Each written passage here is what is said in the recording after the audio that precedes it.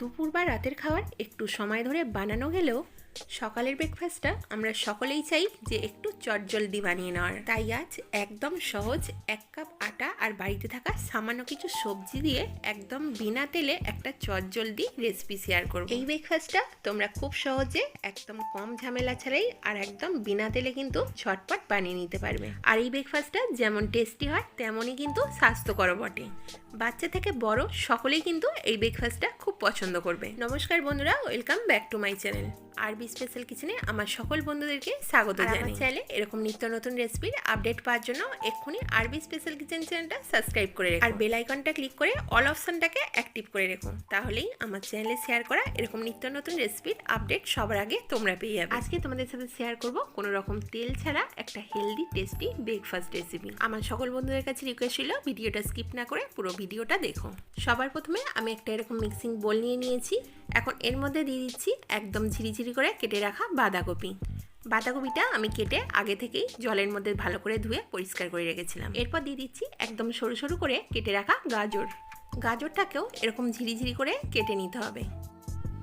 এরপর দিয়ে দিচ্ছি একদম সরু সরু করে কেটে রাখা ক্যাপসিকাম। এখানে তোমরা অবশ্যই তোমাদের পরিমাণ মতন সবজি নিয়ে নেবে।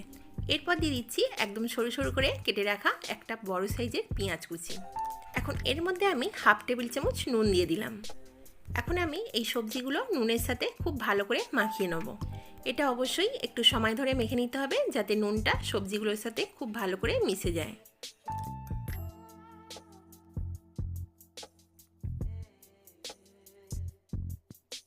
তো এখন আমার এটা পুরোপুরি ভালো করে মাখা হয়ে গেছে। এখন আমি এটাকে ঢাকা দিয়ে 15 মিনিটের জন্য রেখে দেবো।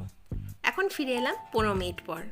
সবজিটা যেহেতু আমি নুন দিয়ে মাখিয়ে 15 মিনিটের জন্য রেখে দিয়েছিলাম, তো দেখতেই পাচ্ছ সবজিটা থেকে আমার কিছুটা জল বেরিয়ে গেছে। এখন এই জলটা আমি পুরোপুরি ফেলে দেবো। অন্যদিকে আগে থেকে আমি 2টো ডিমকে বয়েল করে রেখেছিলাম। একটা গ্রেটারের সাহায্যে আমি ডিমগুলো গ্রেট করে নেব। আচ্ছা, আমি এখানে 2খানা ডিম ব্যবহার করেছি, তোমরা চাইলে বেশি বা কমও নিতে পারো। এখন গ্রেট করে রাখা ডিমটা আমি সবজির মধ্যে দিয়ে দিলাম আর দিয়ে দিলাম 1 টেবিল চামচ গোলমরিচ গুঁড়ো। তবে তোমাদের হাতের কাছে যদি গোলমরিচ গুঁড়ো না থাকে তাহলে কাঁচা লঙ্কা দিয়েও এই রেসিপিটা করতে পারো। এখন এই সব ইনগ্রিডিয়েন্টসগুলো হাত দিয়ে খুব ভালো করে মেখে একটা পুর বানিয়ে নিচ্ছি।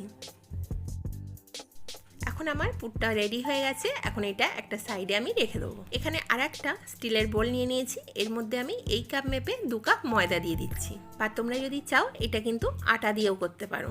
এখন এটাকে একটু ময়ান দিয়ে নেবো। তার জন্য আমি প্রথমেই দিয়ে দিলাম অল্প একটু নুন, অল্প একটু চিনি আর এই চামচে 2 টেবিল চামচ সাদা তেল। এখন এগুলোকে হাত দিয়ে খুব ভালো করে মেখে একটু সময় ধরে মাখতে হবে। মেখে একটু ময়ান দিয়ে নিচ্ছি। যখন দেখবে ময়দাটা এইরকমভাবে দলা পাকিয়ে যাচ্ছে তখন বুঝবে এটা পারফেক্ট ময়ান দেওয়া হয়ে গেছে। এখন আমি ময়দাটা উষ্ণ গরম জল দিয়ে মেখে নেবো।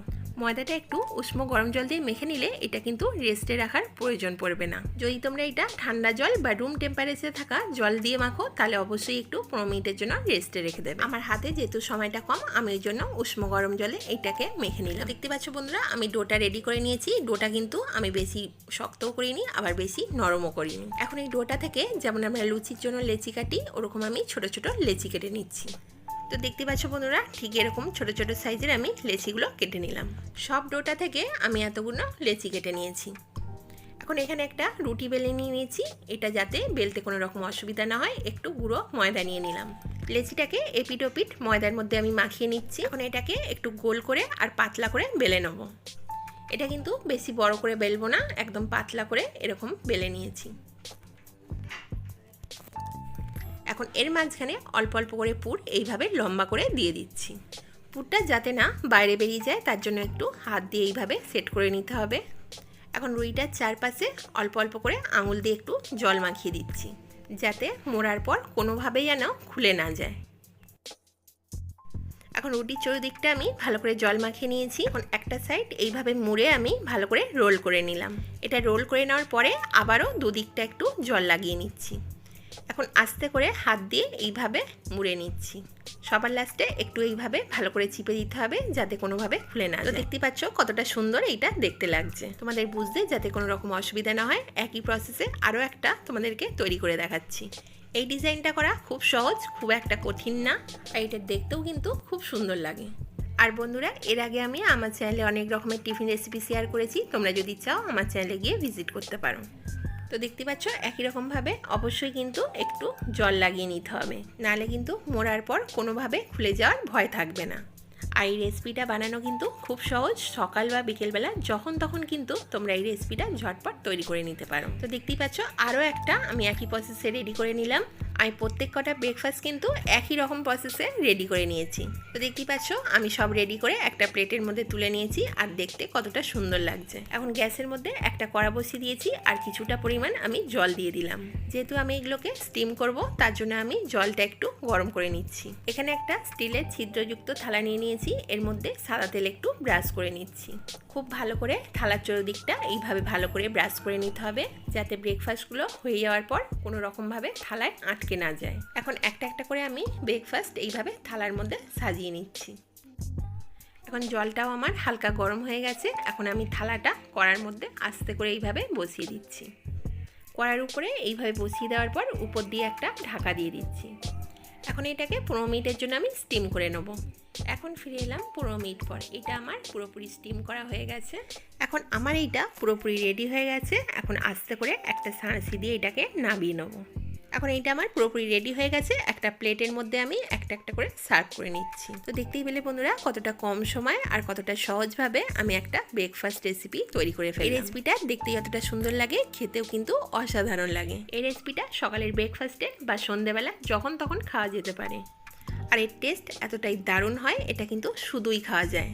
তবে আমি এখানে অল্প একটু সস দিয়ে সার্ভ করে নিলাম। তোমাদেরকে একটা ভেঙে দেখাচ্ছি যে এটা কতটা নরম হয়েছে। তো তোমরা দেখে বুঝতেই পারছো বন্ধুরা কতটা সফট হয়েছে, আর দেখতেও কতটা সুন্দর লাগছে।